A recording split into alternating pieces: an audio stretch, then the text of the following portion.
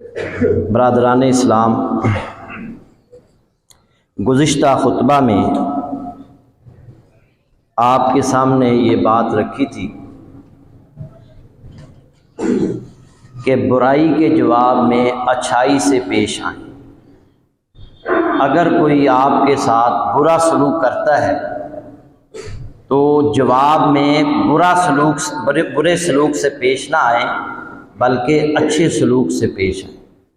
برائی کا جواب اچھائی سے دیں۔ لیکن یہ کام بہت مشکل ہے۔ اللہ تعالیٰ نے ہی قرآن میں فرما دیا وَمَا يُلَقَّاهَا إِلَّا الَّذِينَ صَبَرُوا وَمَا يُلَقَّاهَا إِلَّا ذُو حَظٍّ عَظِيمٍ۔ برائی کا جواب اچھائی سے دینا یہ ہر کسی کے بس کی بات نہیں ہے، یہ صبر کرنے والے لوگوں کا کام اور یہ بڑے نصیب والے لوگوں کا کام۔ میں چاہتا ہوں آپ سب بھی اور میں بھی صبر کرنے والا بن جائیں اور نصیب والے بن جائیں۔ برائی کے جواب میں اچھائی سے پیش ہے۔ مختصر سی زندگی ہے اور اسے فضول اور بے مقصد لڑائی جھگڑوں میں گزار کر اس دنیا سے نہ جائیں۔ اس دنیا سے جائیں تو لوگ یاد کریں، آپ کے لیے بخشش کی دعائیں کریں۔ جب کوئی بندہ آپ کو برا بھلا کہہ رہا ہو، آپ آگے سے جواب دینے کی بجائے اس کے لیے دعا کر رہے ہیں، درگزر کر رہے ہیں، تو شیطان کو یہ بات ہضم نہیں ہوتی۔ وَإِمَّا يَنزَغَنَّكَ مِنَ الشَّيْطَانِ نَزْغٌ فَاسْتَعِذْ بِاللَّهِ۔ اور اگر کبھی شیطان کی طرف سے کوئی اکساہٹ تجھے ابھاری دے فَاسْتَعِذْ بِاللَّهِ، تو اللہ کی پناہ طلب کرو۔ شیطان ذہن میں خیال ڈالے گا اور یار اینٹ کا جواب پتھر سے دو، یہ تمہیں گالی دے کر جائے کہاں، اس کو ایسا جواب دو کہ آئندہ اس کو جرأت نہ ہو تمہیں گالی دینے کی۔ اس طرح کے وسوسے اور خیالات انسان کے ذہن میں شیطان ڈالتا ہے۔ جب اس طرح کے وسوسے شیطان کی طرف سے آئیں تو کیا کہنا ہے؟ فاستعذ باللہ، تعوذ پڑھیں، اعوذ باللہ من الشیطان الرجیم، لا حول ولا قوت الا باللہ، تعوذ پڑھیں۔ سیدنا ابو بکر صدیق رضی اللہ تعالی عنہ، ابو داؤد شریف میں یہ روایت موجود ہے، نبی صلی اللہ علیہ وسلم بھی موجود ہیں، تو ایک شخص نے ان کو برا بھلا کہنا شروع کر دیا۔ سیدنا ابو بکر صدیق نے کوئی جواب نہیں دیا، درگزر کیا۔ اس نے پھر برا بھلا کہا، سیدنا ابو بکر صدیق رضی اللہ تعالی عنہ نے دوسری بار بھی کوئی جواب نہیں دیا، درگزر کیا۔ اس نے تیسری بار برا بھلا کہا۔ جب تیسری بار کہا تو سیدنا ابو بکر صدیق نے جواب دے دیا۔ اللہ کے نبی بھی وہاں موجود ہیں۔ جب سیدنا ابو بکر صدیق نے جواب دیا تو رسول اللہ وہاں سے اٹھ کر جانے لگے۔ ابو بکر صدیق بھی آپ کے پیچھے پیچھے، اے اللہ کے نبی، جب وہ برا بھلا کہہ رہا تھا تو آپ خاموش تھے، اور جب میں نے جواب دیا تو آپ اٹھ کر چل پڑے۔ تو اللہ کے نبی صلی اللہ علیہ وسلم نے فرمایا نزل ملک من السماء یکذبہ بما قال لک۔ جب وہ تمہیں برا بھلا کہہ رہا تھا نا تو اللہ کی طرف سے ایک فرشتہ وہاں موجود تھا جو تمہاری طرف سے اس کو جواب دے رہا۔ فَلَمَّا انْتَصَرَتْ وَقَعَ الشَّيْطَانُ، جب تم نے اس سے بدلہ لیا تو شیطان آ گیا۔ جب تم نے اس کو جواب دیا تو وہاں شیطان آ گیا۔ فَلَمْ أَكُنْ لِأَجْلِسَ إِذْ وَقَعَ الشَّيْطَانُ، جب شیطان آ گیا تو میں وہاں بیٹھ نہیں سکتا تھا، اس لیے میں اٹھ کر چل پڑا۔ یہاں یہ بات سمجھ لیں، اگر کوئی آپ کو برا بھلا کہہ رہا ہے، آپ آگے سے جواب نہیں دے رہے، تو اللہ رب العزت ایک فرشتہ مقرر کر دے گا جو آپ کی طرف سے اس بندے کو جواب دے رہا ہو. آپ درگزر کریں تو پھر ایک فرشتہ آپ کی طرف سے اسے جواب دے رہا ہوگا. اللہ رب العزت خود اس بندے سے انتقام لے رہا ہو. ایک بدلہ لینا ہے میرا، ایک بدلہ لینا ہے آپ کا، ایک بدلہ لینا ہے اللہ کا. بتائیں بہتر بدلہ کون لے سکتا؟ اللہ سے بہتر کوئی بدلہ نہیں لے سکتا. اپنا معاملہ آپ اللہ کے سپرد کر دیں. جب آپ اپنا معاملہ اللہ کے سپرد کریں گے تو اللہ آپ کی طرف سے اسے ایک فرشتہ مقرر کر کے جواب دے رہا ہے. تو یہ اصول اپنا لیں زندگی کو خوشگوار بنانے کے لیے، اپنے معاشرے کو بہتر سے بہتر بنانے کے لیے. وہ کیا ہے کہ برائی کے جواب میں اچھائی سے پیش. ایک اور اصول آج میں نے آپ کے سامنے رکھنا ہے. یہ تو گزشتہ جمعے میں بات بیان کی گئی تھی. آج یہ بات آپ کے سامنے رکھنی ہے کہ جو آپ اپنے لیے پسند کرتے ہیں نا، وہی اپنے بھائی کے لیے پسند. جو میں اپنے لیے پسند کرتا ہوں وہی میں اپنے بھائی کے لیے پسند کروں.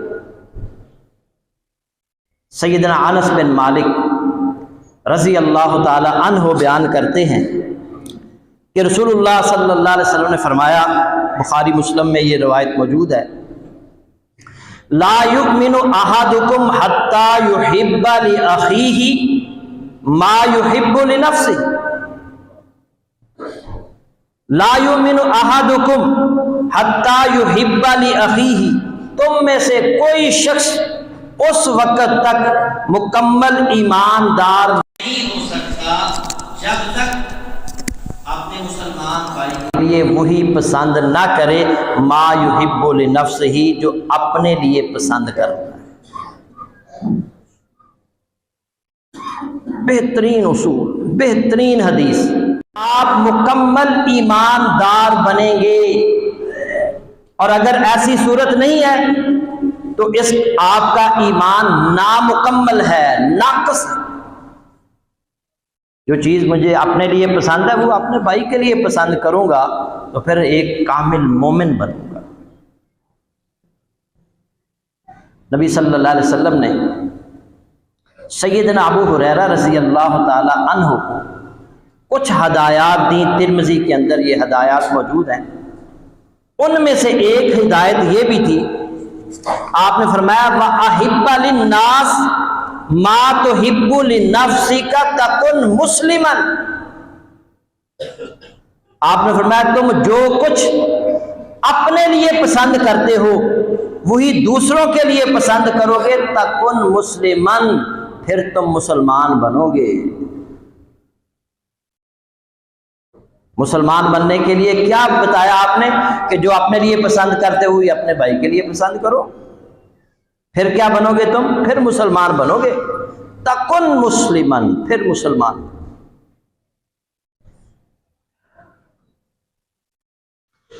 جو اپنے لیے پسند کرتے ہو اپنے بھائی کے لیے پسند کرو. خواتین بھی یہ نہ سمجھ لیں کہ مرد جو اپنے لیے پسند کرتے ہیں وہ اپنے بھائی کے لیے پسند کریں. عورت کے حوالے سے بھی یہی حکم ہے. ساس بہو کی لڑائیاں، نند بھاوج کی لڑائیاں ہمارے معاشرے کا ایک نہ ختم ہونے والا سلسلہ ہے. اگر گھر کے اندر یہ اصول اپنا لیا جائے، لیکن ہمارے گھروں کے اندر کیا اصول ہے؟ مجھے ساس اچھی نہیں ملی، جب میں ساس بنی تو بہو اچھی نہیں.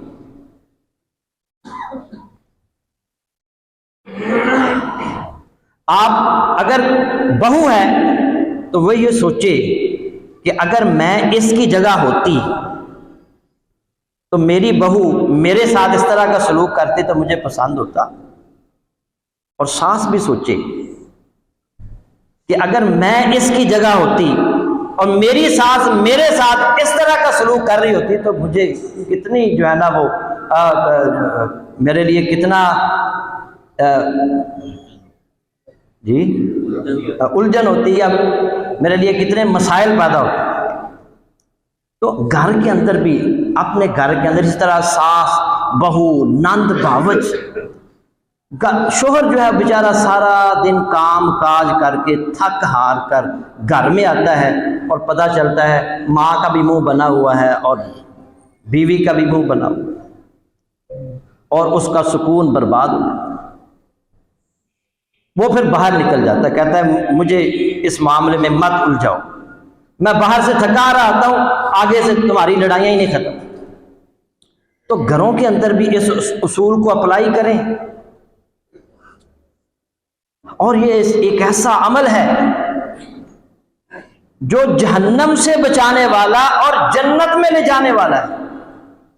نبی صلی اللہ علیہ وسلم نے فرمایا، عبداللہ بن عمر بن عاص رضی اللہ تعالی عنہما اس حدیث کے راوی ہیں، آپ نے فرمایا فمن احب ان یزحزح عن النار ویدخل الجنہ، جو شخص پسند کرتا ہے کہ اسے جہنم سے چھٹکارا مل جائے اور جنت میں داخل کر دیا جائے، فَلْتَأْتِهِ مَنِيَّتُهُ وَهُوَ يُؤْمِنُ بِاللَّهِ وَالْيَوْمِ الْآخِرِ، تو پھر اسے اس حالت میں موت آئے کہ وہ اللہ اور آخرت کے دن پر ایمان رکھتا ہو۔ پھر آگے کیا بتایا؟ وَلْيَأْتِ إِلَى النَّاسِ الَّذِي يُحِبُّ أَن يُؤْتَى إِلَيْهِ، اور لوگوں کے لیے وہی سلوک روا رکھے جو خود اپنے لیے پسند کرتا ہے۔ دو چیزیں بیان فرمائیں، اگر جہنم کی آگ سے بچنا ہے، جنت میں داخلہ چاہتے ہو، تو پھر کیا کرنا ہے؟ اللہ اور آخرت کے دن پر ایمان رکھو، اور جو اپنے لیے پسند کرتے ہو اپنے بھائی کے لیے پسند کرو، جو اپنے لیے چاہتے ہو کہ میرے ساتھ یہ اس طرح کا سلوک کرے، وہی سلوک اپنے بھائی کے ساتھ کرو، جنت ملے گی، جہنم سے نجات مل جائے گی۔ یہ صحیح مسلم کی حدیث ہے۔ اسی طرح مسند احمد کے اندر ایک اور حدیث، یزید بن اسد رضی اللہ تعالیٰ عنہ کو اللہ کے نبی صلی اللہ علیہ وسلم نے فرمایا اتحب الجنہ، کیا تم جنت چاہتے ہو؟ انہوں نے کہا جی ہاں۔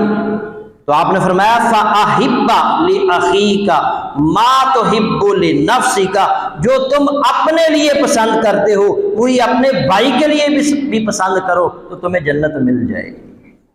جو اپنے لیے پسند کرتے ہو یا اپنے بھائی کے لیے پسند کرتے پھر جنت ملے گی۔ اللہ کے نبی صلی اللہ علیہ وسلم کا اسوہ حسنہ بھی یہی تھا، آپ جو اپنے لیے پسند کرتے وہی اپنے بھائی کے لیے پسند کرتے۔ ایک دن صحیح مسلم میں ہے، سیدنا ابو ذر غفاری رضی اللہ تعالی عنہ نے اللہ کے نبی صلی اللہ علیہ وسلم سے کہا اللہ کے نبی مجھے کسی علاقے کا عامل بنا دیجیے۔ تو آپ نے فرمایا یا ابا ذر انی اراک ضعیفا، اے ابو ذر میں تمہیں کمزور پاتا ہوں، وانی احب لک ما احب لنفسی، اور جو میں اپنے لیے پسند کرتا ہوں وہی تمہارے لیے پسند کرتا ہوں۔ پھر آپ نے فرمایا لا تعمرن الاسنین، تم کبھی دو آدمیوں پر بھی امیر نہ بننا، دو آدمیوں پر بھی نگران نہ بننا، دو آدمیوں پر بھی حکمران نہ بننا۔ ولا تولین مال یتیم، اور کبھی یتیم کے مال کی نگرانی قبول نہ کرنا۔ ہم الیکشن لڑیں گے اور کوشش کریں گے وزیر بن جاؤں، وزیر اعظم بن جاؤں، صدر بن جاؤں۔ اللہ کے نبی کیا کہہ رہے ہیں؟ جو میں اپنے لیے پسند کرتا ہوں وہ تمہارے لیے بھی پسند کرتا ہوں۔ دو بندوں پر بھی امیر نہ بننا۔ ایک بندے نے اپنا حساب دینا ہے، آپ وزیر بن گئے، وزیر اعظم بن گئے تو پھر پورے ملک کا بھی حساب لیا جائے گا۔ اپنا حساب بندہ دے نہیں پائے گا، باقی ملک کا کیسے حساب دے سکے گا؟ بہرحال اس کا یہ مطلب نہیں اگر کسی کو کوئی ذمہ داری مل جائے اسے ادا کرنا چاہیے، اس ذمہ داری کو قبول کرنا چاہیے۔ تو آپ نے فرمایا جو میں اپنے لیے پسند کرتا ہوں وہی تمہارے لیے پسند کرتا ہوں، دو بندوں پر بھی امیر نہ بننا اور یتیم کے مال کی نگرانی قبول نہ کرنا۔ کتنی بہترین حدیث ہے کہ جو اپنے لیے پسند کرتے ہو وہی اپنے بھائی کے لیے پسند کرو۔ دیکھیں نا، میں پسند کرتا ہوں کہ لوگ میری عزت کریں، تو مجھے بھی دوسروں کی عزت کرنی چاہیے۔ میں پسند کرتا ہوں لوگ میرا احترام کریں، مجھے بھی دوسروں کا احترام کرنا چاہیے۔ میں چاہتا ہوں لوگ میرے ساتھ اچھا سلوک، میرے ساتھ اچھے سلوک سے پیش آئیں، تو مجھے بھی اچھے سلوک سے پیش آنا چاہیے۔ میں چاہتا ہوں لوگ میری تعریف کریں، مجھے بھی دوسروں کی تعریف کرنی چاہیے۔ جو میں اپنے لیے پسند کرتا ہوں وہی میں اپنے بھائی کے لیے پسند کروں، پھر مومن بنوں گا، پھر مسلمان بنوں گا، پھر معاشرے کے اندر بھی سکون آئے گا۔ آپ اللہ کے نبی صلی اللہ علیہ وسلم کا بنایا ہوا معاشرہ دیکھ لیں، آپ صلی اللہ علیہ وسلم نے یہی چیز صحابہ کے اندر پیدا کی۔ وہ ایک دوسرے کے خیر خواہ، ایک دوسرے کے ہمدرد، ایک دوسرے کے ساتھ تعاون کرنے والے۔ آپ پڑھ کے دیکھ لیں، جب ہجرت کر کے مکہ سے لوگ مدینہ آئے تو کس طرح مدینہ والوں نے، انصاریوں نے ان کی خدمت کی، اپنی جائیدادوں میں ان کو حصے دار بنا دیا، اپنی زمینیں ان کو دے دیں، اور پھر جب زمینیں دے دیں تو جو مکہ والے لوگ تھے یہ تو تجارت کیا کرتے تھے، ان کو سمجھ نہیں آئی کہ کاشتکاری کیسے کرنی ہے۔ زمینیں پھر اللہ کے نبی نے ان کو واپس لوٹا دی، اور جب فصل پک کر تیار ہو جاتی تو انصار کتنے عظیم لوگ تھے، فصل پک کر تیار ہو جاتی، زمین بھی ان کی، اوپر کھجوریں بھی ان کی، محنت بھی وہ کرتے، اور جب فصل پک کر تیار ہو جاتی اپنے مہاجر بھائی کا حصہ اس کے گھر میں پہنچا۔ کیسا ماحول اللہ کے نبی نے بنا دیا، کیسا معاشرہ اللہ کے نبی نے بنا دیا۔ اور آج ہمارے معاشرے کے اندر اس کی خرابی کی بڑی وجہ یہ ہے، ہر شخص چاہتا ہے میرا یہ حق ہے، میرا یہ حق ہے، مجھے یہ حق ملنا چاہیے۔ ہر ادارے کے اندر یونینز بنی ہوئی ہیں، کس لیے؟ ہمارے یہ حق ہیں جی، ہمیں دیے جائیں۔ آئے روز سڑکیں بلاک ہوتی ہیں جی، آج ڈاکٹروں نے، ینگ ڈاکٹروں نے ہڑتال کی ہے، آج اسکول ٹیچروں نے ہڑتال کی ہے جی، آج کس نے ہڑتال کی؟ آج کلرک جو ہے نا وہ روڈ بند کیے بیٹھے ہیں، آج کس نے ہڑتال کی؟ آج فلاں جو ہے نا وہ ادارے والے نے، نرسوں نے آج سڑک بلاک کر دی ہے۔ کس لیے؟ میرا یہ حق ہے، ہمارا یہ حق ہے، ہمیں یہ حق ملنا چاہیے۔ ساری یونینز جتنی بھی بنی ہیں، مقصد کیا ہے؟ ہمارا یہ حق بنتا ہے، ہمیں دیا جائے۔ کوئی ایسی تنظیم بتائیں، کوئی ایسا ادارہ بتائیں جو لوگوں میں یہ شعور بیدار کر رہا ہو کہ ہماری یہ ذمہ داری ہے، ہماری یہ ذمہ داری ہے۔ اللہ کے نبی صلی اللہ علیہ وسلم نے یہ سوچ ان کی بنا دی، صحابہ کی یہ فکر ان کے اندر پیدا کر دی، اور ہر صحابی ایسا بن گیا تھا، وہ دوسروں کے اس کے ذمے جو حق تھے وہ ادا کرتا تھا، وہ یہ نہیں کہتا تھا میرا یہ حق ہے مجھے بھی دیا جائے۔ ایسا ماحول بنائیں اپنے گھروں کے اندر، کم از کم آپ گھر کے اندر تو اسلامی ماحول بنائیں نا۔ لیکن چھوٹی چھوٹی باتوں پر ہمارے گھروں کے اندر چھوٹی چھوٹی باتوں پر جھگڑے شروع ہو جاتے ہیں۔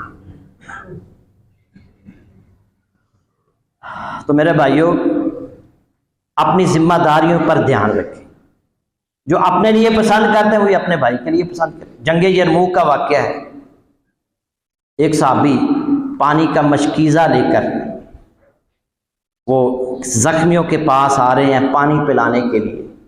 زخمیوں کو پانی کی اشد ضرورت ہوتی ہے، وہ پانی کا مشکیزہ لے کر ایک طرف پہنچتے ہیں، ایک شدید زخمی ہے، اسے پیاس لگ رہی ہے، آواز بھی دے رہا ہے، اس کے پاس پانی کا مشکیزہ لے کر پہنچتے ہیں۔ جب اسے پانی پلانے لگتے ہیں نا تو آواز آتی ہے پیاس پیاس۔ اب وہ جو زخمی ہے نا، شدید زخمی ہے، وہ آگے سے کیا کہتا ہے؟ پہلے میرے بھائی کو پلاؤ، پہلے میرے بھائی کو پلاؤ۔ وہ وہاں سے بھاگتا ہے، اس زخمی کے پاس پہنچتا ہے، جب اس زخمی کو پانی پلانے لگتا ہے نا تو ایک اور آواز آتی ہے پیاس پیاس۔ اب وہ بھی دیکھیں ایک جیسے، سب صحابہ ایک جیسے. وہ کیا کہتا ہے؟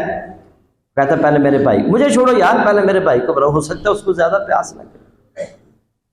وہ بھاگ کر اس کے پاس جاتا ہے. جب اس کے پاس جاتا ہے تو اس کی روح پرواز کر جاتی ہے. دوسرے کے پاس آتا ہے، وہ بھی جان آفرین کے سپرد کر دیتا ہے. جب پہلے کے پاس آتا ہے وہ بھی اللہ کے پاس جا چکا ہے. یہ ہے ماحول. جب تک ہم بھی اس طرح کا ماحول نہیں بنائیں گے